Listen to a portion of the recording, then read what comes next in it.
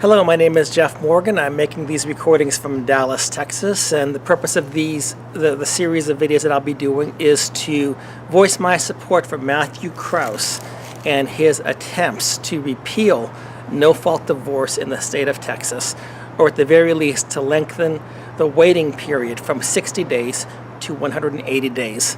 Matthew's filed two bills. One of them is House Bill 93. That would be to seek to repeal the provision that allows no-fault divorce. And the second one is House Bill 65, in which the waiting period would be lengthened. On July the 6th, 2013, I sent a message to Matthew Krause via Facebook. Matt had posted an article in which he asserted that heterosexual marriage has done more to destroy the institution of marriage than same-sex marriage ever could. The reason Matthew wrote it, and the reason I agreed with him, is because the intent and the purpose of marriage is to be an institution between one man and one woman for one lifetime. As we used to say, if we don't still say it in our vows, till death do us part. Yet we live in a culture that marriage is completely disposable. At any point in time, the laws right now that you can get a divorce for any reason, even if your spouse is unwilling. And in the vast majority of cases, no-fault divorce is actually a case where it's either unilateral divorce or imposed divorce. One person wants a divorce and wants to force it upon his or her spouse. That is the reality.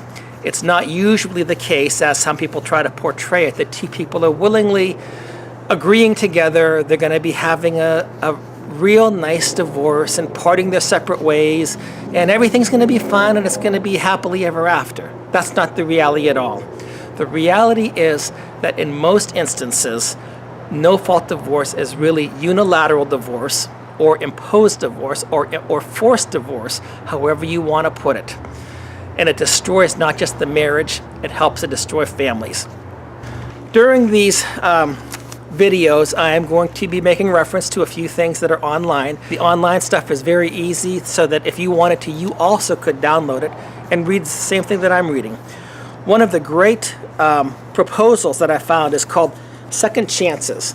And Second Chances is a proposal to reduce unnecessary divorce that was presented to the U.S. state legislators. The people who wrote this, the principal investigators, one is William J. Doherty. He's a professor of family and social science at the University of Minnesota. And Leah Ward Sears. She is a Georgia Supreme Court Chief Justice who has retired. Neither one of these two people would be considered conservative by most standards. And but what they found as they were doing a study on no-fault divorce, they found that even when couples were deeply enmeshed in the divorce proceedings, even still, with the attorneys antagonizing, the attorneys trying to inflame things to ring up their fees and everything, that there was still one spouse, and often it was even both spouses, that was desiring a way to take an exit ramp, to get off of the divorce proceedings and to try to bring a marriage to reconciliation.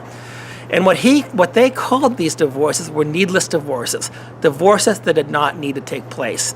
And in fact, in both of their estimations, this represents about 40% of the no-fault divorces.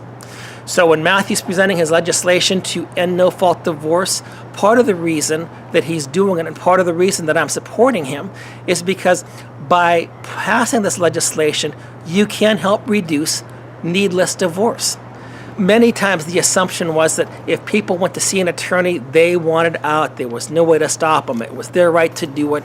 And yet that has not been the reality in the majority of cases.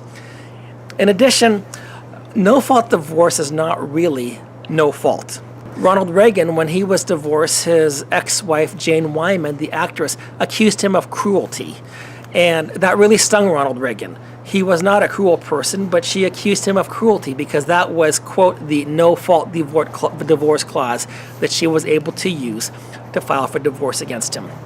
Part of the reason that Ronald Reagan signed no-fault divorce into being was because he thought by doing so, he would make divorce less, that there would be less animosity with divorce, and that he could help to reduce the costs of people getting divorces.